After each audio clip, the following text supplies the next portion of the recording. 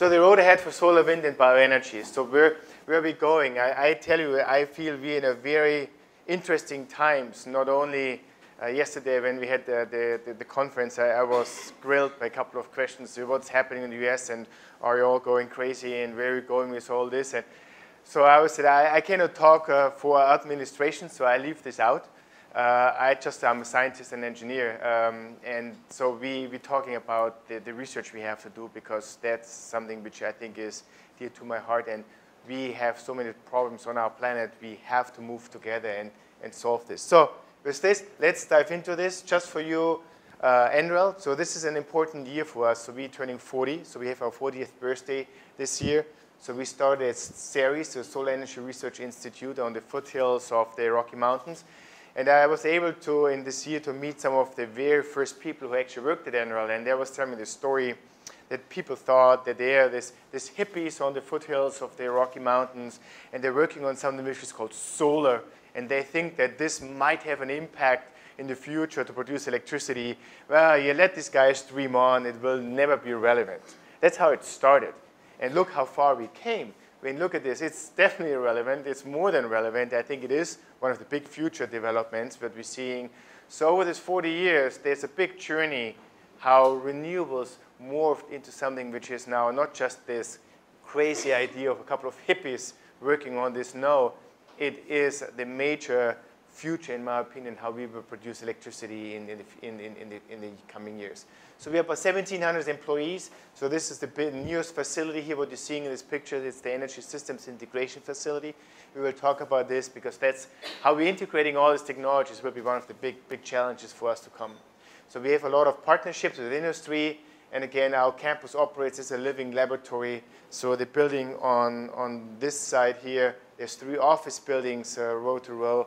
They were the largest net zero office buildings ever built. As we build them now, there's bigger ones in California. But we're using really our laboratory also as a living laboratory to see not only what it means to live in a net zero building, but also how do you operate a laboratory in this kind of mode. We're having a lot of partnerships. We're working in 90+ different nations. Some of you might know we're also doing a lot of work here in India. So, and I will have a couple of slides on there what we're doing with India just to give you a high-level overview. But we're looking into kind of low-emission development strategies, grid modernization, energy systems integration, and microgrids are the big topics what we're doing in many of these countries around the globe. So global imperative for renewables, as you all know, that's the big challenge. We're now having about over 400 ppm, so that's why we all talk about, and that's why we're worrying about this. What do we need to do in the future to get this under control? If it would continue, and I would say if it wouldn't be for climate, well, we wouldn't have this discussion because we in the US, we have coal for hundreds of years, and now we have all this natural gas for more than 100 years, so we wouldn't worry about this. But this is the biggest driver why we have to worry about this. So deep decarbonization is the real big issue which we have to get a handle on. So what are our collaborations with India? So there's a couple of highlights what I brought up there, and this is some of these big partnerships more on the research side. So there's the Solar Energy Institute for India and United States series. So this is run by David Ginley at NREL, and there's an Institute of Science in Bangalore, who is the counterpart from the leadership here, and there's different organizations involved across whole India. Very productive collaboration. A lot of very nice papers came out of this. We're very excited about this program. There's energy efficiency in buildings. So this is run out of Berkeley. Dr. Ashok Bakil is running this, and we're also being part of this. And then there's Specialisation Biofuels, which is run out of a university in Florida, and the smart grid and grid storage, which is under development right now. Well, to be honest with you, in my view, this is very important collaborations with the new administration. We don't know what will happen in the future. So a lot of the original budget, what the administration put forward, as you might have heard, is they singled out all kind of collaboration with other countries and nations. So we are very worried about this, if this will continue, because this is, in our view, very productive. Grid integration, there's a big study released. And you might have, if you have not seen this, I encourage you to check out on our website. You can find this. There is a modeling of 175 gigawatt of renewables into the electricity grid, this model over a whole year. Minister Goyal made a very nice YouTube video as we launched this study. And again, very exciting in our opinion. Jacqueline is coming back, I think, next week again here to India. So she is, I mean, she's the lady here in the middle, and she. The person next to is sitting here. Perfect, very good. So are you meeting with her next week? Perfect. Because look, I tried. She gave me, you know, Jacqueline. She is very organized. She gave me this whole list of things I have to address while I'm here. Look, we're very, very excited about this partnership. And we see that this is very important. We're learning a lot, and a lot of things is also very informative, hopefully, for you guys. So Ultramega solar parks, power flow analysis, a lot of work's going on around this topic. And I hope that our team will have a great meeting with all of you next week here when they're here to talk about the next look. There is an interesting study, and Minister Goyal was rushed so much yesterday, but I mean, he asked last time, and when we met also in some of these presentations about doing a workforce study. And so we have, this could be something which also would be very interesting to do together with you guys, because we have done all this activity for the US on renewables. You have seen probably the work reports which we helped to develop. I think this could be also very interesting for India to do in this area. So just as I think Jacqueline wants to bring this up next week when she's here. So solar technologies, so where are we going? 10 terawatts by 2030, so about 50% world electricity generation. So what would it mean if you put this goal out there? Very ambitious goal, and we also show very quickly that we will have some technical problems actually to do that, and that's why we feel it's very important to continue to talk about innovations. Impact on the solar research. When you now look at this, I mean, we have to update the slide because when you with 16 and then 17, this goes even like logarithmic right now. So that's very, very exciting. So cost is coming down very, very quickly. As you know, when I met Minister Goyal in Vienna a couple of months ago, this is where he announced the 3 cents a kilowatt hour solar deal here in India, which is amazing. And we're seeing that this is not the end. Cost will follow, will come down even further. So there is a tremendous opportunity. This said, again, we also have some technical hurdles to overcome. So what have we done when you look at a global scale in 2015, and I like to bring it in comparison to technology we all know. I used nuclear as a comparison. That's a very conservative study. And when you said the world installed 47 gigawatts of new photovoltaic in 2015. If you compare this, how much this means in a nuclear power plant, and that's a very conservative study. Comparison is about 10 average-sized nuclear reactors in 1 year. And if you bring it in this perspective, suddenly it means much more, because when people say, well, what does it mean, 47 gigawatt? Yeah, people don't even know what a gigawatt means. But if you compare to nuclear power plants, they know what this is. So that's, when you look at this, this is again, when we first threw this out on just numbers, it might be even more than 47 nuclear power plants. But then they say, well, then there's sunshine only certain times, and there's clouds, and So our analysis, I mean, how our analyses are, so they came down and we finalized that it's about 10 nuclear power plants if you look at 24/7 production. So now coming back to the 10 terawatts, or in this case, by 2030, this was a study we have done together with the Fraunhofer Institute and our friends in Japan to see what would it mean, and this was published in Nature, some of you might have seen this, what would it mean if you're really going after this? And you can see very quickly on this ramp on cumulative PV shipments that honestly, we would not be able to do that. And the very simple problem is that we could not produce enough solar panel in the time frame. So sometimes when you talk to people, say, well, but what's the problem? Just let's build more plants. Yeah, that's not so easy either. So this is a huge challenge. I mean, if you go after this aggressively, and I know when yesterday at this wonderful conference, I had some discussions with some people here where people say, even here in India, if you want to accomplish your goals, availability of the solar panels will be a major challenge. And so we need to bring this in and see, okay, how can we overcome this? And that's, again, what I said when we have innovations, where we're looking into this, how can we further develop new technologies to overcome this and further develop the technology? When sometimes we're hearing this, we have grid parity in solar and wind, why do we need innovation? My argument is, no, we're just at the beginning. I make the comparison, you know, when you look into transportation, You know, 1900, remember when there was all horse carriage and then Henry Ford came up with a car. So we had at this time horse parity in transportation. So because the car was transporting 4 people who even had faster speed than a horse and had 23 horsepower versus 1 horsepower. So we were over horse parity. Did we stop innovating? No, look at our cars right now. I mean, very soon the drive itself, and it's our entertainment system and our stereo system and our heated seats. So it continued to evolve. And that's what I predict for renewables. We're just at this beginning of the innovation. So that's what I want to show also on the solar, that suddenly the research, we need to go and develop this on the new material side. And I will show you a couple of examples. But the key is that you're also combining this with the manufacturing side. Because that's what the big challenge is. Again, what I showed you, that even if you have new technology and the production is even slower, this doesn't help us. So we need to look into new ways to manufacture this in conjunction with new materials. And that's a little bit where our research goes in this. And that's also why we have this applied material science for clean energy. It's a big initiative right now, what's called Duramat, where we're combining this, that we very quickly look into new materials. A lot is also this computational modeling, but also always in the mind that, so can you manufacture this at a higher speed as current technologies? And that's very important and critical. So what's happening in the field of this? So first, cadmium telluride. So you all know thin films. First Solar, which is still, I think, one of the last remaining US companies producing solar panels, it came out of NREL. So this is based on NREL's technology. Now we're going into this very systematically and see what can we do to further optimize some of these materials. And there's a lot of work now going in there from the modeling side to very fundamental understanding of these technologies to understand so what the defect side and how can we improve this. And so we're marching down this path and really finding new, better ways to even improve the efficiency of these cells, which then leads to thin film.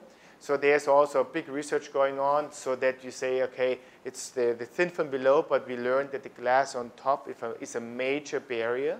So we're now looking into these flexible cadmium telluride cells. This goes towards solar everywhere. So that's where we're looking at this, that at the end you might have even clothing and flexible mats, and for our soldiers you have blankets out of solar. So this is where this technology will go. So you're using the thin film technology with a new flexible glass on top to create these new applications for solar.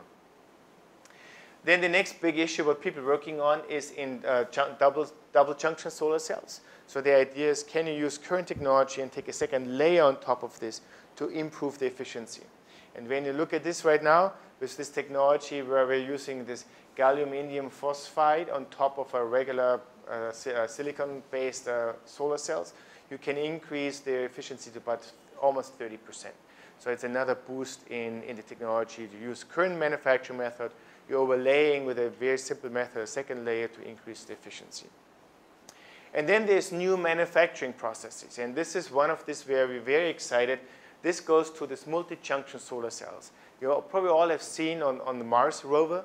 Again, this is NREL's technology to use multi-junction cells. So the efficiency on the Mars rover is roughly about 46%. It's very efficient, but it's very expensive. So again, we can afford it to fly into space. But the point was, how do you bring this technology back to Earth? So you need a new manufacturing process. So this is what this is. So this is, so they call it HVPE. It's a new way to deposit some of these materials down. And you can recycle the materials, and with this, the cost will decrease. So this is still in a kind of a pilot stage, and we're looking in different applications how we can scale this up. So far, we're about at 20.6%. It's grown at less than a micron per, or more than a micron per minute. So that's already getting pretty good. But this is something where we're still trying to scale up. So why is this important? And this is, again, for national security and for US manufacturing. So they want to have drones who fly forever. So they want to have increased efficiency. And that's why these cells are so important. But again, they are too expensive. So that's also why we're working there hand in hand with some Department of Defense to see how can we bring this technology to the market to put onto drones and also in the field for soldiers. So very, very important in our opinion, and of course also for satellites, which uses this technology. And then there's the next big steps, and this is the so-called 6-junction solar cells. So now this shows that you can go above 50% efficiency. So this would be by far the world record. So it's combining 6 different layers, and you can imagine very, very complicated, really expensive to make. But this could be used in concentrated solar, where you're going down to 200-300 suns, where this technology, where you bundle the sun down to a very small area, and then using this very extreme high efficiency solar cells to go into, in this case, again, more than 50% efficiency. That's the next big thing, which I think will be very early stage fundamental science in development. And then there's this. I mean, you probably all have seen this slide. This is this famous NREL slide. It's a very busy slide, but I just want to show you this for one specific molecule, and this is what we circled here. So this is the development of perovskite and the improvement in efficiency over the last couple of years. So when you see this curve is extremely steep. So perovskites could be a very, very interesting molecule because, first of all, you're improving the efficiency, but I will show you there's also another very interesting element in this molecule. So we have done a lot of analysis, and this shows you the analysis that by 2020, the perovskites could be by far the cheapest way how to make solar panels. And again, this was an analysis, again, what I said very early on, that we're looking into this not only from the new materials, but also linking to manufacturing and what is the overarching cost. This suggests that it's cheaper than anything else right now. But again, how science is, there's always a problem. So perovskites, their stability, they're very sensitive to moisture. So we're improving the stability of these molecules. So this was one of the papers which just came out not long ago, where we changed some of this cation to a cesium cation, and then you can see that we increase stability significantly. And there's a lot of work going on in this area from research groups around the world. Right now, I think they're having one of the biggest areas in this research field in the United States. But I know Australia has a team, Germany has a team. Everybody looks into this. China starts working on this one because everybody thinks this could be a big breakthrough in solar manufacturing. So why solar manufacturing? And this is where compared to this. So when you go to perovskites, you can't go to roll. What is the fastest roll-to-roll process? Newspapers. You've probably all seen it. I don't know if you ever visited a newspaper, a print shop. It goes, it runs through these machines like crazy. That's roll-to-roll. What they're basically doing is putting ink onto paper to create a newspaper. So now with perovskites, the idea is that you can use a very similar process to do this. So what we have done in this thought experiment, if you take the 5 most distributed newspapers in the US alone, and you look at them, how much square inches or square meters do they produce every day? And then you say, okay, we would use a similar process to use solar panels by putting the ink down and using perovskites. How long would it then take to create the surface to create 25 terawatts of solar panels? With current technologies right now, it would take 170 years to do that. With this new technology, it would take less than 3 years. So I'm showing you that why everybody is so excited, because suddenly it can revolutionize the way we're making solar panels. I give you we're using this in one of our tours right now with all our politicians when they come through. And you put a lab coat on them, and they have to put the goggles on. And then they're having this ink, and they're just being in the hood, and we have this glass in there, and then they're just using a brush and brush the perovskite ink on there. And with this, they're creating a solar panel, which we have a light on, and it shows how it lights up, and then you're producing electricity. It's very impressive because suddenly you can imagine now we're just using a brush and push it on, and while it dries in the hood, you're producing a solar panel. So that's why everybody is so excited, because it's not only the new materials, it is the combination with the new manufacturing process to significantly change the way we're making this. So now can you imagine we would have a technology like this? Solar panels would not be a limiting factor anymore. You might be able to produce them so cheap that you could be a step function in the way we're using this technology. Let's go to wind. So wind is very interesting. And especially right now in the US, it's one of the fastest growing ways to produce electricity. There's some studies out there that we're supplying about 20% of the nation's electricity by 2030 in wind. At the same time, we have done a study together with Berkeley showing that wind in the US might come down by another 30% by 2030. So it's even not the end. We're seeing a much faster now decline in wind as well. When you look into this, cost also came down significantly. So cost of wind energy by 60% between 2009 and 2015, so massive decline as well. And wind is very abundant in the United States. We have a lot of wind. This said, and this is now the list, how would you get wind in all 50 states? And that's why I show you the wind resource maps. When you look at the current US, I mean, you might have seen this, most of the wind is in the Midwest. So there's the wind belt, you know, here. People also call it the Bible belt, but I'll call it wind belt. So here's, and this is again the list at 80-meter hub height. So if you have a wind machine 80 meters high, this is where you can use wind economically right now. Then if you go to 110-meter hub height, you see how this expands out. And if you go to 140-meter hub height, you have wind in every 50 states. So the next question is, well, it's very simple. Why are you just not going up to 140-meter hub height and you're done? Well, why are we not producing wind machines at 140-meter hub height on continental US or anywhere in the world? You guys know what the problem is? It's very simple. It's not the technology necessarily, it's transportation. We cannot get the machines from the manufacturing site to the site where you erect the wind blades. I don't know if you've ever seen wind blades being transported. It's impressive. So we have a big, Vestas, a big plant of wind turbines in Colorado. I visited them a couple of weeks ago. They have a new prototype coming out now in December. And now this blade is so large that it now fits over 2 railroad cars. And they're not exactly sure if it will make all the bends in the railroad tracks. So this is a major problem. Then if you go to 140-meter hub height, the diameter would be so big, it wouldn't fit underneath any bridges or tunnels. So you cannot transport it.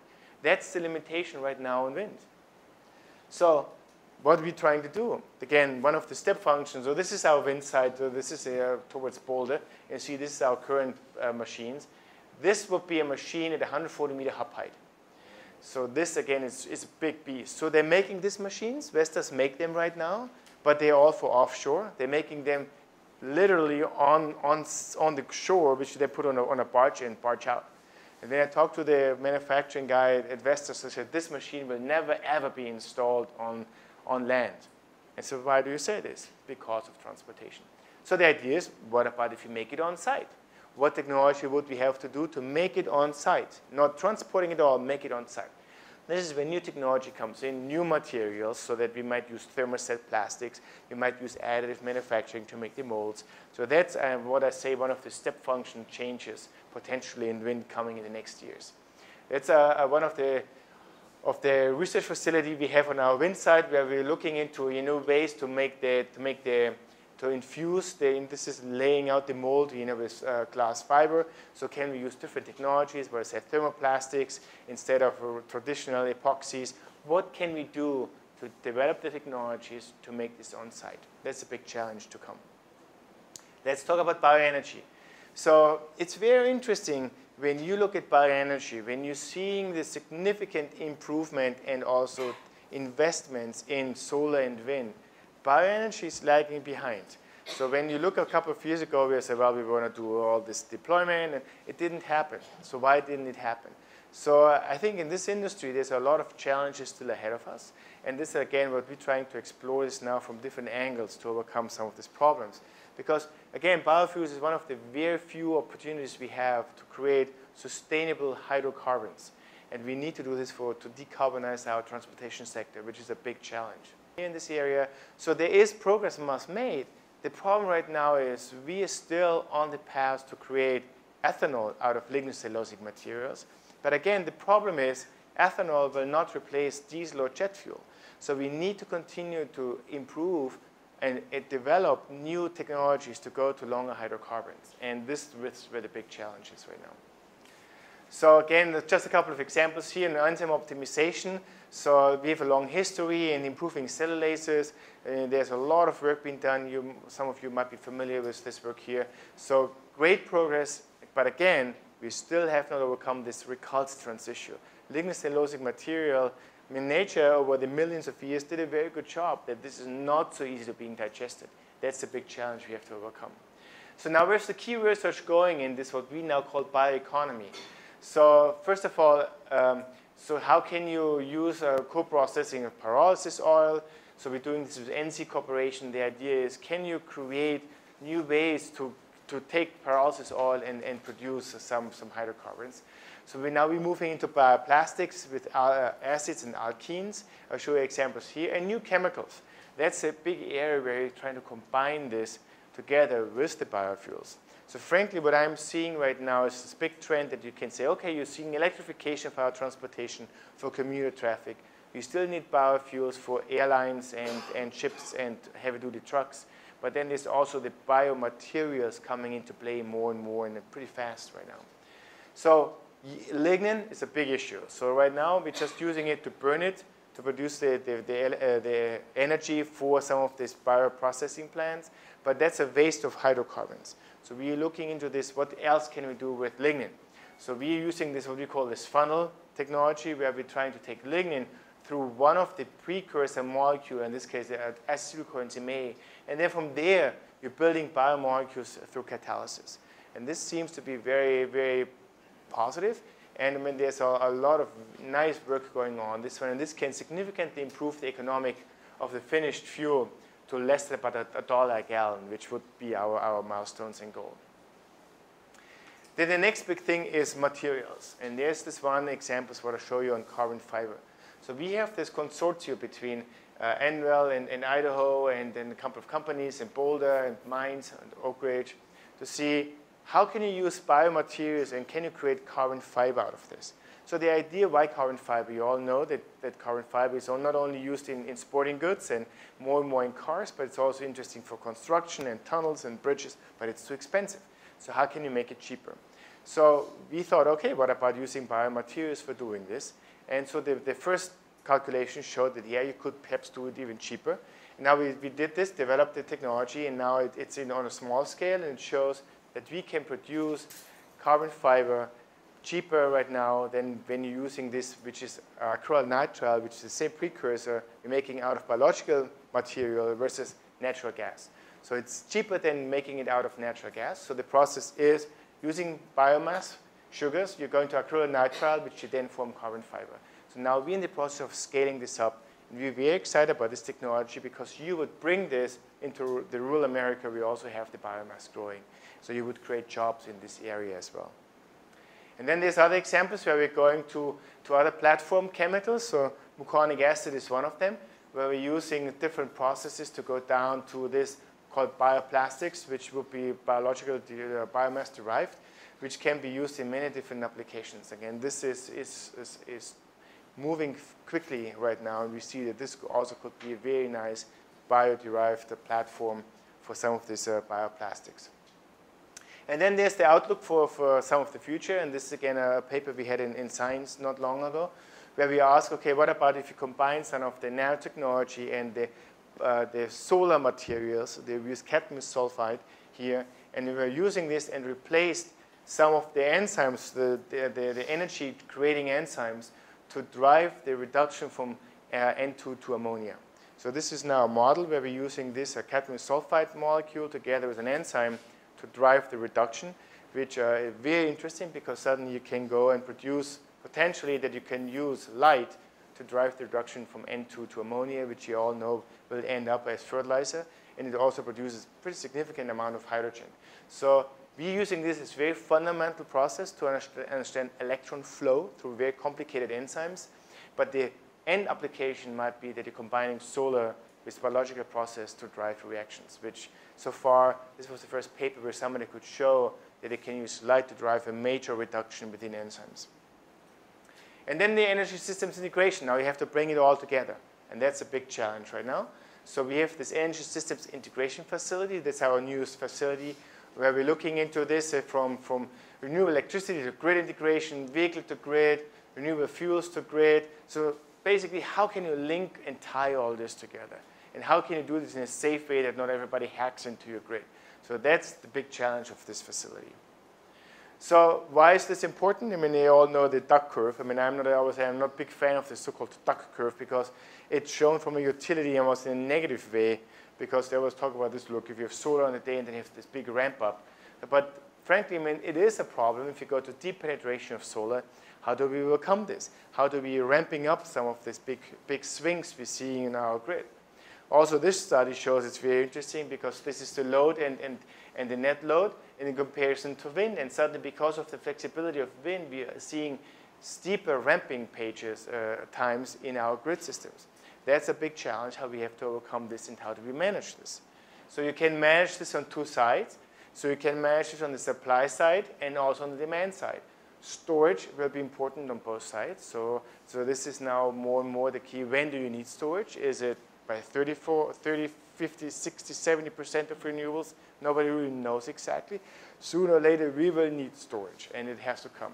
But then there's also forecasting and flexible generation. And on the demand side, also demand response and smart loads. So there's a lot of activity going on the grid right now to better understand how we can manage the kind of flexible demand sides and also on the flexible generation side. And again, there was storage. So this shows you a couple of pictures. I mean, is it pumped hydro? This is a plant in Tennessee. Or is it big battery banks right now? It's not clear where it goes. I mean, Musk is betting on batteries. I mean, I was in Australia a couple of weeks ago, and this is where they just announced Elon's big deal on the world's largest battery right now. I'm still not completely convinced that battery will be used at a large scale on grid. Pumped hydro by far is the cheapest way, but we will see where this is going. The key is, and this is why I like this slide, there's a lot of technologies out there. Is it molten salt? Is it chemical storage? Is it batteries? Is it hydrogen? Is it pumped hydro? We need to identify, as a community, as scientists, what is the long-term view of storage? And that's not clear right now where this is going right now. And this brings me to this slide where we feel that hydrogen could be a major interesting, what we call platform molecule. Again, this morning we also talked about this. So because what if we have overproduction in electricity? I make the comparison, remember your cell phones, when we bought minutes, and now you have a service plan. So you don't worry about minutes anymore. You have a certain range, and if you stay within your data plan, you pay a flat fee. A lot of people argue that we might see the same in electricity, that our houses will have a service plan, that you're not paying per kilowatt hour. You just pay a regular service plan, and with this you give the companies access to modify, they might, for example, change if you have a pool pump to change when it's on and off, or you might change for a couple of minutes your air conditioning when it kicks in. And with this, you have a cheaper flat fee. So there's a lot of flexibility coming in the grid with this. But look, the idea then also is, can you use overproduction in electricity instead of turning off your wind machines, or you're not using the solar electricity anymore? What about if you just use this and produce something else out of this? Which goes to this point, can you find a way to take electrons and create carbon-carbon bonds? If we can overcome this, and we can use this for transportation, we can use this for process heat. So this is what I would say the next big challenge to overcome, in my opinion. And this is one of the potential platforms, could be hydrogen. That you're taking electricity, and then you're going and producing hydrogen. And then you could go, in the worst case, if you have to, you would go back, which the economy is not good for this. But you're going into different products. You can go into hydrogen, natural gas. You can do to hydrogen vehicles. You can go to synthetic fuels. You can upgrade it to bio-oils. You can go to ammonia, metal refining, other end uses. So you have a different process where you can bring hydrogen in. We call this a platform molecule. And that's why this is so exciting. Not necessarily for completely circle storage, that you go electricity to hydrogen to electricity, but you would go electricity to hydrogen to something else. And that's what we're looking into at a higher level to see how we can explore the research behind this hydrogen as a storage molecule. And then there's the big PV challenge. I mean, when you have all electric cars and they're all on our grid, what will this do? Will people use this to go and take off some of the loads? If you, let's say, get a cheaper rate by having your electric vehicle plugged in and say, okay, you give the utility the allowance to take your electric car to use as a buffer to take some of the peaks off, well, it could be an interesting opportunity. So how will we handle this? That's getting very complicated because suddenly the grid goes bidirectional because you're going in, you're going out at a very large amount of different points. How do you manage this? From a grid management system, it's getting very complicated, which will lead to this discussion of what would it take to create an autonomous grid. Right now, we are far away. You know, if you ever go into a big control station, you see all these engineers having all these knots and the turning. And so suddenly it's easy if you have 10 inputs. And let's say you have a couple of big power plants, it's manageable. But now let's say you have tens of thousands of entry points, millions of entry points with electric cars and solar panels and wind machines. You cannot manage this by turning the knots. So this is where we need to find this called autonomous grid. The problem is, to manage this, we don't even have the math. So we have the algorithms to manage all these tens of hundreds of thousand entry points. It's not known how to do that. That's what this will trigger, this new development on the grid side and the automation on the grid side, because physically a human being cannot control it anymore. And this goes to this multi-source grid integrated research platform we're building. So this is now our wind site where we're now expanding this. We have wind machines, we have solar, we put energy storage out. We're going to about 20 megawatt of grid integration. And then we're running this in a loop to ask all these questions what I said. How do you create the mass to scale this? So how do you distribute all this? How do you learn how to control it? And how do you create a science towards the autonomous grid? The problem is in this, what I've showed you in the energy systems integration facility, we have 1 megawatt loop in there. But the problem is then if you develop the math for 1 megawatt, it doesn't scale to 20 megawatts. So it's not a linear scaling process. So that's why we need a bigger facility actually to create the fundamental math to control the grid in the future. And by the way, this is not only important for grid. So at least in the US, we will have autonomous driving. It will come faster than we anticipate. So then when you have all these cars, they want to talk to each other. So you have to have the same problem. You want to make these decisions not in minutes. You have to make it in microseconds. How do you do this? And how do you create the math? And how do you communicate between all these individual cars driving around? And how do you make this safe that not everybody from the side with a cell phone can hack into your car and drive you against the wall? It's the same on grid. If you have all these hundreds of thousand data entry points, what happens on your solar power loading stations? How easy can you get into this and then influence the grid? So this will be the big challenges, like the cybersecurity of our grid and other systems will be a big challenge for us to overcome. And this is where we're going in the advanced energy systems design. We're going to go, right now, we are 1 megawatt, 10 megawatts. Okay, we are right now moving from here to slowly into this area to understand this. But we're going to communities and to whole cities. And again, the problem there, how to connect them all together. So what I told you about the autonomous grid and autonomous vehicles will also be true for whole cities. When you're building a renewable kind of energy efficient building, but then you want to talk not only from one building, you want to have all the building communicate, you're creating the same type of problems, what I explained to you in autonomous grid. So this is what we're going for tomorrow. A systems approach for energy transformation is needed. And this will be a big challenge for us to work on for the next years to come. And then again, was said, so one of the examples, we have a net zero energy community. We're working together with Panasonic and Excel. Panasonic announced this big new development outside the Denver airport, where they're building their manufacturing and they have a kind of a community, and all this will be net zero. All integrated from street lighting to transportation to the factory places out there. They're building a lot of houses out there, all net zero, all integrated together. We see this as a big stepping stone towards this integrated communities in the future. And we're developing kind of design tools right now to design this and understand all the impacts on electric vehicles and street lights and manufacturing places and net zero houses, and how do you design all this? How do you create a blueprint how to achieve this? And then what I said, there's the grid resource and resilience. Again, I talked about this. How to do this all in a safe way. Because look, we don't want that some people, again, on the side taking the cell phones and come in and distributing our grid or our transportation or our houses. So this would be a big challenge. And it's getting very complicated. And there's a lot of this data entry points onto the grid, and we improving them or increasing them significantly through all these distributed electricity generations. I don't know if when you have solar on your house, you're suddenly seeing all this equipment showing up, which is all this electricity there to turn over your solar power, put it onto the grid. What's happening inside all these little boxes? Is there some software in there that somebody can use this to get onto the grid? We don't know.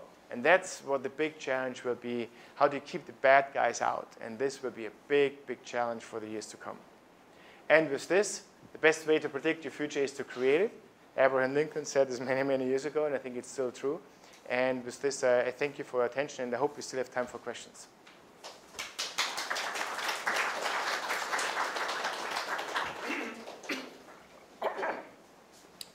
Well, thank you very much for this very exciting talk. What we'll do is we'll take some questions. My suggestion is that in order to manage time, let's take 3 or 4 questions, turn them over to you, and then take another 3 or 4 more. So if I could have a show of hands just to get an idea. Piali, Arnav. Okay, so let's take these 4 questions. Piali, shall we start with you? My question is, like we have seen Enzyme, as you've shown, I work in the pyrolysis oil field. So your collaboration is mostly with the Enzyme. So far we have seen Enzyme is working like all their big plants and whatever they have given even to the Asian countries. So mostly on the power and for the chemicals, not so much for the transport fuel as such, though they are very strong research on the transport fuel, on the catalytic upgradation and all. So in US, have seen it is mostly on the alcohol as a drop-in fuel. How much attention and importance pyrolysis oil or this best transport fuel after upgradation is today's or in future, you can see. What is the importance given? Okay. So I work for a finance company, Tata Cleantech Capital, and our current portfolio is a lot of wind and solar. So I was seeing in your presentation about Perovskite by 2020, which is not very far away. So what would happen to our portfolio of assets? Good question. Dr. Tripathi. Good afternoon, this is Arun Tripathi. I am from National Institute of Solar Energy. In fact, I was very much interested in this Perovskite cell. And are you also doing on the PERG cells? PERG cell and Perovskite? Okay. And if we want to collaborate in India in our institute, then how we can go about it? Yeah. Okay. So we'll take one more. One more. I hope I can remember all this. So we had. Okay. Hi. Oh, you're challenging me. Yeah. So this question is with regards to the lignocellular waste and the options for biofuel and other materials. So in India, we have this problem about paddy straw, which is burnt. And across TERI, we are looking at different interventions, technological and policy institutional related, to address this problem. So have you looked at paddy straw at all? You said you've been working with developing countries as well. Yeah. Some of the challenges here is that even though you can use it for ethanol, power, and other materials, because it contains silica, there are problems there with the technology. There's also a problem with mulching it in soil because it takes longer to degrade. Mm-hmm. So have you had any experience with that, and what could you could share with that? Okay. So let me go backwards on your question. So our folks might have worked with some folks on there, but most of our activities in our pilot plant, we're using very different starting materials. I don't know if we use this one or not. I have to check with them. Look, the bigger problem is, and this also comes back to your question, when you look at the 2 big processes, I mean, you have the biological process, and then you have the chemical thermal process, pyrolysis, and so on. So, of course, I'm a microbiologist, so I'm always biased that I'm still very concerned, can we scale the pyrolysis oil? Really, can we make enough significant process to go towards hydrocarbons? On the biological side, the concern I have is that I think it would be very hard to produce hydrocarbons through a pure biological process because there's toxicity, so look, nature has done over hundreds of millions of years, and look, I'll say the Egyptians done it to produce ethanol. I think, frankly, there's a higher chance to go to ethanol from lignocellulosic materials than to go to longer hydrocarbons in a biological process. But then the problem is ethanol will not overcome the problem towards longer hydrocarbons. So people argue, well, if we make cheap ethanol, there's a way to make hydrocarbons out of ethanol. Look, I'm personally engaged in a startup company which uses ethanol with catalysis to go to jet fuel and diesel. This looks very encouraging. Our little company just got another big grant from DOE, we scaled it up and we made this hurdle, which is another $3 million investment into this.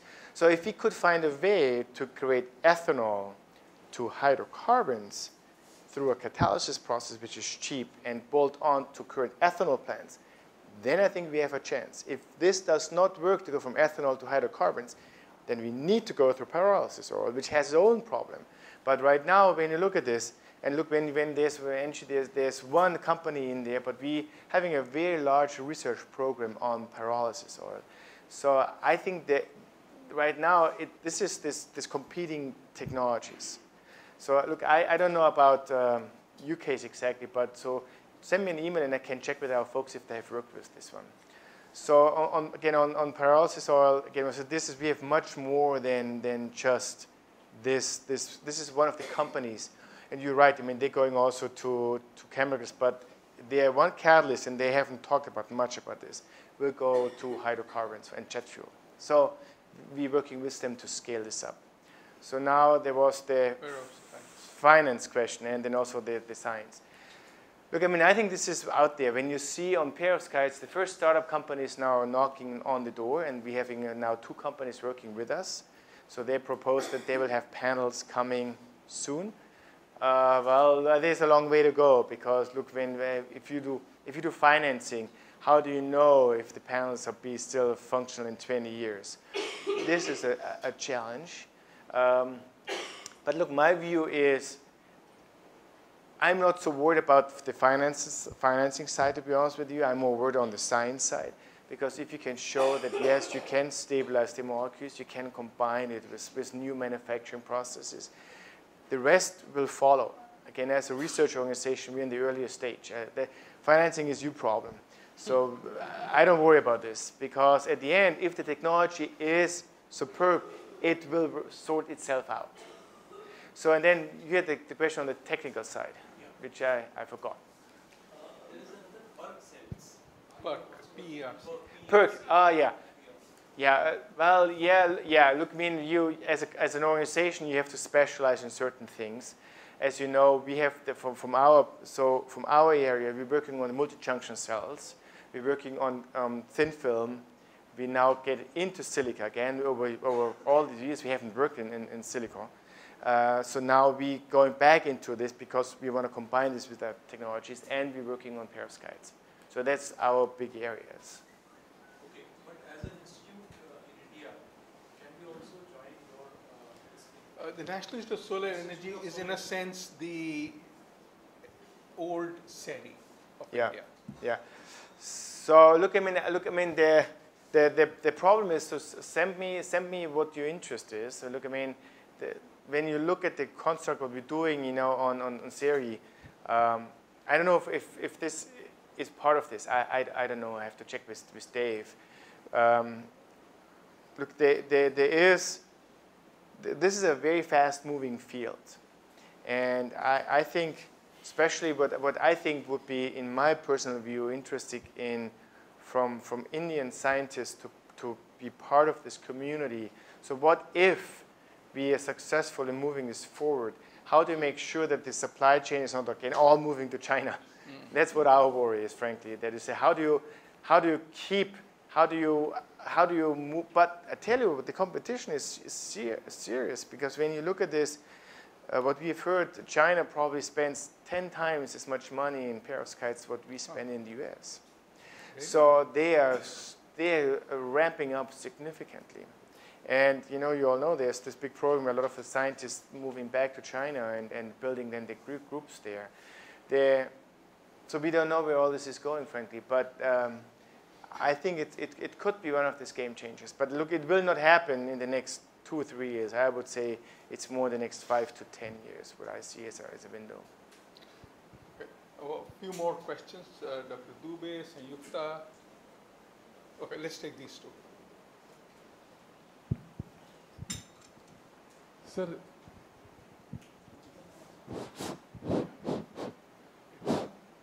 Sir, India has a lot of coal. In the past, I have worked on the production of producer gas from coal by steam. Mm-hmm. So, have you worked on production from producer gas to methanol to normal octane as a fuel? No. We're not dealing with coal. So No, it's fine. But are you dealing from methanol to normal octane? look, I mean, there was this work years ago about methanol as a platform molecule. Yes. So it pretty much disappeared. So there's not too many people, at least not at NREL, where we're working on this. So we had a program on methanol originally, Yeah. but DOE moved out of this completely. Okay. Thank you. Yeah. It's very interesting to see the NREL's lead and the enzyme engineering to convert the lignocellulosic biomass to the sugar. Presently, we are using over here is the Novozymes enzyme, which is really cost expensive. That is the main cost that triggers to the cost of the biofuel production from the lignocellulosic biomass. Yeah. NREL's the lead enzyme engineering that is which we are using for the treatment of lignocellulosic biomass. Is that how much is the cost for that the enzyme that is being developed at your end? And another question is that the spraying of the ink over the solar panels, that's very interesting. As a biologist, just my query is that the solar ink, that ink is composed of the light harvesting pigments, which helps in tapping more of the light from the sun? So the ink I talk about is perovskites. So it has nothing to do with biology. So it's pure material science. So it's perovskite, as you know, it was discovered by this Russian geologist, and then it showed that it's a very different concept for solar materials. So on the Novozymes enzymes, look, I don't know what the latest cost is. So I don't know what the cost is. But I tell you what we're doing a lot of work on is on this, in our big energy center, what we're doing is the so-called consolidated bioprocessing, which, you know, Lee Lind was one of the big, so he's a good friend of mine, and we collaborate with him for many, many years. So the idea there is, I don't know if you're familiar with consolidated bioprocessing, which is Clostridium thermocellum. Some of these organisms produce the best enzymes. They have these complex enzymes, you know, tethered on the outside. And all the data show that they are much more efficient than fungal-derived enzymes. And of course, the idea is, well, you don't have to produce the enzymes because the organisms make them while you do the fermentation. The problem is that, you know, these organisms are not the best fermenters. And that's what we having a very large research program to improve the fermentation yield of the CBP organisms like Clostridium thermocellum. The next, I think, and this is, I don't think we have published this, but there's a lot of very interesting work going on there right now by using CBP to go to much smaller biorefining plants. Using CBP, fresh biomass, much smaller scale, which will be very cost effective because you basically have one tank to convert it all over. So there is around CBP, in my opinion, could be one of these breakthroughs again if we are able to do this. How can we engineer these organisms? So over the last, I started this Bioenergy Center while I was at Oak Ridge. We've done this now for 10 years. And so the research there was around CBP. And the data now suggests we have genetic systems for the Clostridium. We can manipulate them. So we can knock genes out. We can hopefully design this organism to be a better fermenter, which then would overcome some of the problem because enzyme cost would be zero. And this could be one of these game changers. Interesting. Yeah. Very interesting. Yeah. Few more questions. Okay, we'll take three. Okay, Vibha as well. Okay, we'll take these four and then end with that. Let me start right from the end. Hello, I'm Palkacharji. I don't have a question. I have a small observation. In your HPSC slide, you've given the comparison 3 years versus 173 years. In that, you have considered production for a single plant. If it is so, then the plant will be multiple plants. So it will not take one plant, and then you have given the comparison. So the 170 years is on current production rate for silica-based solar panels. That is for a single factory.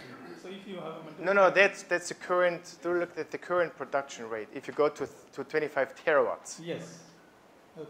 That's the global production. So we looked at the problem is right now, if we go to 25 terawatts, we have, especially in the time frame, we have to increase our manufacturing plants. And as you know, this is the chicken and egg problem because there's a lot of investment going in. So right now, some of the studies showed that the delivery, the production of solar panels will be a big bottleneck to overcome. Look, and again, this is just a thought process. It just shows you that you could completely scale up and fast track the production of solar panels if you would have new manufacturing processes. So don't get hung up too much, well, can you scale it? Or, it's just a game-changing step where you said, okay, if you're successful in using this as an ink to bring it to roll, it revolutionized the way we're doing manufacturing. That's the take-home message from the slide. Hi, Dr. Keller. Thank you very much for this very enriching presentation. In the past, I've interacted with Dr. Rohn and Victoria from NREL. I'm aware that World Bank and in the recent years, MIT have been using big data and machine learning for costing microgrids and for finding appropriate sites in sub-Saharan Africa and in India for microgrids.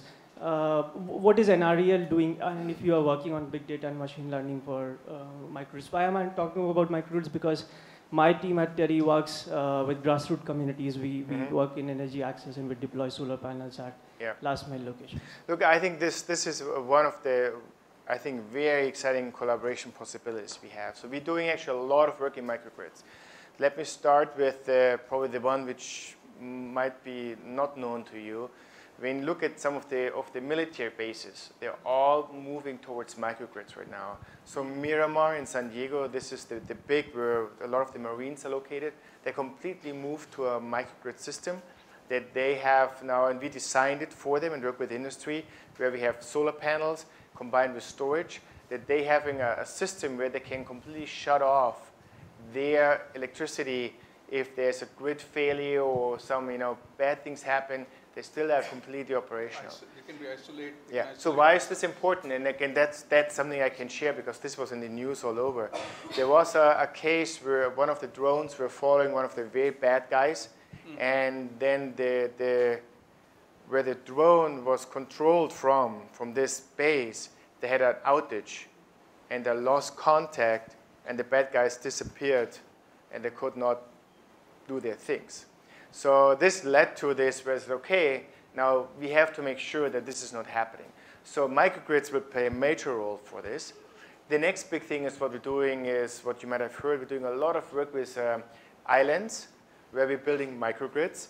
And also on, which is now very close to you, we're doing a lot of work with tribal communities in Alaska, where we define very specific microgrids. A lot of these communities are so isolated because, they're up in Alaska. They're only getting fuel shipped in twice a year with a barge. So they have to build the whole fuel cost all at once, barge it in, extremely expensive. If they run out, they have a problem. They have to buy the fuel when the barge is coming. So a lot of microgrid development comes in. And my view is what you want to do in India, I think microgrids for a lot of your remote villages, I think is a tremendous opportunity. Because why do you need to link them to the grid? You can create a system. And then it comes also what was discussed earlier. The big question is, when you have all these islands of microgrids, how do you connect them? And this is, I think, which will be very interesting research. Because suddenly you might just have single wires between all these microgrids. But how do you do that? And how do you control it? It has to go bidirectional. Because sometimes it might be that one microgrid feeds through the grid into the other microgrid. And how do you control this?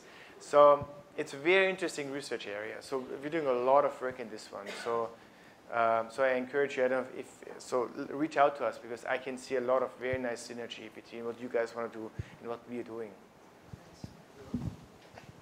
Thank you for the excellent presentation. In fact, it's very optimal view of meeting our energy needs. My questions are, one is related to what do you feel is the potential of bioenergy, bioethanol production? Say from algal production, do you think those are some things which are more for research rather than ever finding a commercial application? And my other question is that you discussed about the panels and the costs coming down, solar panels. Are you working simultaneously on, is that material, how will you discard? Because the use of solar panels is going to be tremendous in years to come. And technology will keep on developing, and if it's cheap, people will be tempted to replace it as early as possible when there is a new technology. So, these are two questions. So, first to ethanol. Look, there is, I mean, we have this, in the US, we have this billion-ton study, so we know how much resources we have without impacting food, fiber. So I think my view is that over the last 5 years, the outlook for biofuels has changed. When we started this, let's say 10 years ago, we all thought that we go to ethanol and then we all have ethanol cars, like what Brazil does. And now the electrification process went so fast that commuter traffic will be electrified, in my opinion. Hydrogen, yeah, but I think it's the train left the station. Battery cost is coming down so much. So that's potentially taken care of. But then there's the second part of transportation. And when you look at the current way we're using energy in transportation, there's two parts. There's the commuter traffic, about 50, at least in the US, 50%. And then there's all the rest, ships, trucks, trains, airplanes, which is the other 50%. So let's say we electrify the first 50%. We cannot electrify airplanes, so I probably will never fly back on an airplane to the US, on a solar or a battery airplane. It will not happen. So this is where biofuel will play a major role. And this comes back to what I said earlier. Ethanol will not solve this problem. If we find a way in biological process to go from ethanol to hydrocarbon, it's great. If it does not go there, then we have a problem. So let's assume we can do this. So then the question is, how do you go efficiently from lignocellulosic material through ethanol to hydrocarbons? And that's a big challenge. Right now, I'm also looking at alga.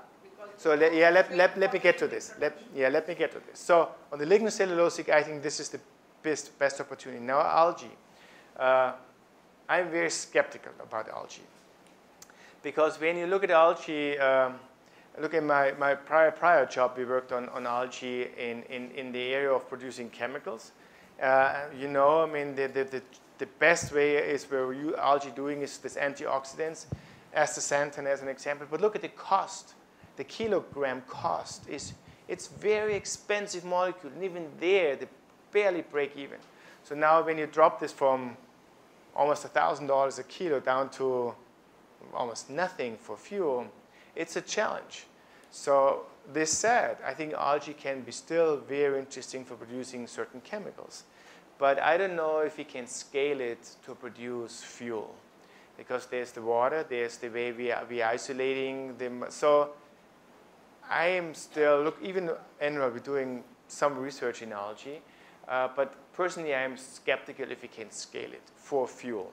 Chemicals is a different story. Doctor, any work is being done on having self-cleaning solar cells? Self-cleaning solar. There are people working on different coatings. You know, I know that while I was at Oak Ridge, we had a program which is on the way right now, also in, I think, in collaboration, I think it might have been Qatar, where they're looking into kind of new surfaces on the glass, which is helping, you know, that the dust is not settling down. So, so that people come and I know for India it's a problem. I know that there were some studies down that, you know, there's so much dust in the air that it covers and the efficiency goes down, so you have to wash them. I know that certain solar companies have seen this when you go to some of their shows, that they're having this washing, kind of, it's almost like a rubber sponge going across and cleans them. I think it's a problem we have to work on, so we are not doing too much on this area. But I know other people looking into this, how you would clean them.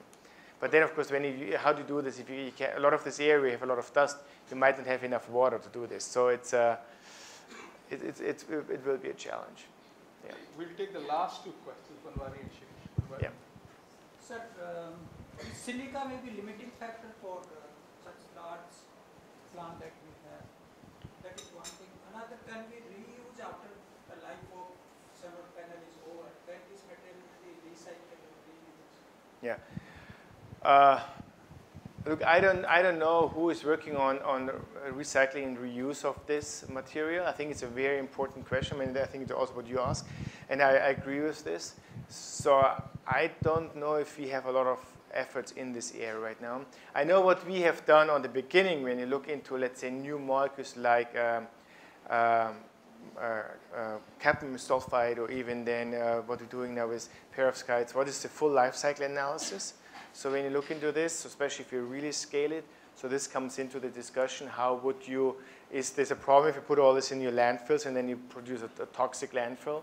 So a lot of this is investigated, or are you working with materials which you then run out, and then suddenly you only mine this in 1 or 2 places in the world, and then you have a problem. So, but on the recycling and reuse, I don't know if there's too much efforts ongoing, but it's an important element, I agree. Look, and the next big thing we have is all the batteries. So when you go into lithium, is the lithium a limiting element? So people say it might be a rare material. Other people say, we don't worry about it. I don't know. If somebody looked at the potential, huge, massive scale around the globe, if we have enough lithium. So I've heard mixed opinions there.